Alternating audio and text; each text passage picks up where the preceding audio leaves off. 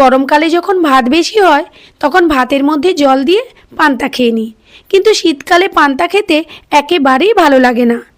এদিকে ভাতগুলো নষ্ট করতেও ইচ্ছে করে না, তাই ভাতের মধ্যে কিছু উপকরণ দিয়ে ঝটপট এই রেসিপিটি বানিয়ে ফেলি। তো গতকাল আমার বেশ অনেকটাই ভাত বেশি হয়েছিল। ওই ভাতের সঙ্গে ফুলকপি, আলু, পেঁয়াজকলি, ডিম, টমেটো, ধনেপাতা দিয়ে এই রেসিপিটি কিভাবে বানিয়েছিলাম চলো তোমাদের সঙ্গে শেয়ার করি। আমি তো এই রেসিপিটিকে ভাত ভাজা বলি, তোমরা কি বলে জানো অবশ্যই কমেন্ট বক্সে কমেন্ট করে জানিও। ফুলকপিগুলোকে ছোট ছোট করে কেটে জল দিয়ে ধুয়ে নিলাম, আর আলুগুলোকেও সরু সরু করে কেটে জল দিয়ে ধুয়ে নেব। তবে খুব বেশি সরু করব না, তাহলে বেশি সেদ্ধ হয়ে গেলে ঘেটে যাবে, একটু মোটা রাখবো।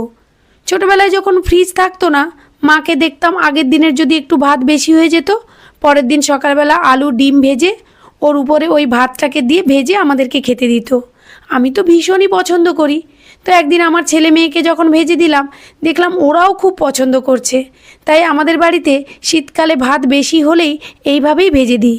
আর এটা কিন্তু স্বাস্থ্যের পক্ষেও খুব উপকারী, কেননা সব ধরনের সবজিও দেওয়া যায়।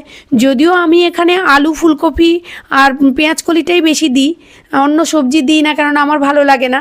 এটা দিলেই বেশ আলাদা রকম একটা টেস্ট লাগে। আর সঙ্গে তো অবশ্যই ডিমের ভাজাটা দিই।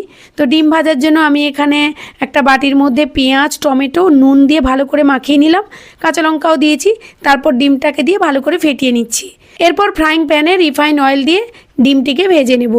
তবে ডিমকে একেবারেই ঝুরি ঝুরি করে ভাজবো না, কেননা একেবারে ঝুরি ঝুরি করে ভাজলে ভাতের সঙ্গে মিশে গেলে ভাতটা কিন্তু আষ্টে গন্ধ করবে।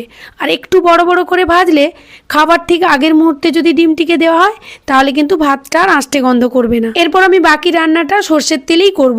সর্ষের তেলে করলে কিন্তু খেতে খুবই টেস্টি লাগে, একটা ঝাঁঝ থাকে। তো ফ্রাইং প্যানে সর্ষের তেল দিয়ে তেলকে গরম করে নেওয়ার পর ওর মধ্যে আলু, ফুলকপি আর টমেটো দিয়ে দিলাম। আর এই রান্নাটিতে আমি কিন্তু খুব বেশি মশলা ব্যবহার করি না, শুধু স্বাদ মতো নুন দিয়েছি, সামান্য হলুদ গুঁড়ো আর অল্প একটু লঙ্কা গুঁড়ো দিয়েছি। লঙ্কা গুঁড়োটা না দিলেও হতো, যেহেতু আমি কাঁচা লঙ্কার কুচি দিয়েছি। তো আর এই রান্নাটিতে আমি কোনো জল ব্যবহার করছি না, কেননা এই আলু ফুলকপিকে সেদ্ধ করার জন্য গ্যাসের ফ্লেমকে একেবারে লো করে দিয়েছি আর ঢাকনা দিয়ে দিয়ে মাঝে মাঝে নেড়ে দিচ্ছি। যেহেতু ফুলকপি আলুর সঙ্গে টমেটো দিয়ে দিয়েছি, তাই টমেটো গলে গেলে ওর থেকেও একটু জল বেরোবে, আর ফুলকপি আলু থেকেও একটু জল বেরোবে, ওতেই কিন্তু আলু ফুলকপি সেদ্ধ হয়ে যাবে। যখন অর্ধেক আলু ফুলকপি সেদ্ধ হয়ে যাবে, তখন পেঁয়াজকলি, পেঁয়াজ কুচি আর কাঁচা লঙ্কার কুচি দিয়ে আবারও ঢাকনা দিয়ে গ্যাসের ফ্লেমকে লো করে রাখতে হবে।